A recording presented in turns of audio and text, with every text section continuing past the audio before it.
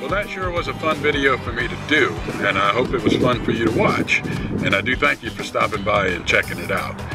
Anybody can do a light fixture like that. You know, you take your time with it, take it down off the wall, take it apart, sand it really good. If you've got to use a primer, go ahead and prime it. Let that set up and dry, then go ahead and put your finish coat on it. Make sure you give it enough dry time so that you're not touching it. You don't want to leave fingerprints in a newly painted item. I do appreciate you stopping by. Make sure to like this, give me a thumbs up. If you want to share the video with a friend, go ahead and share it. And don't forget to hit that subscribe button down there. I do appreciate it. Until next time, I'll see you soon.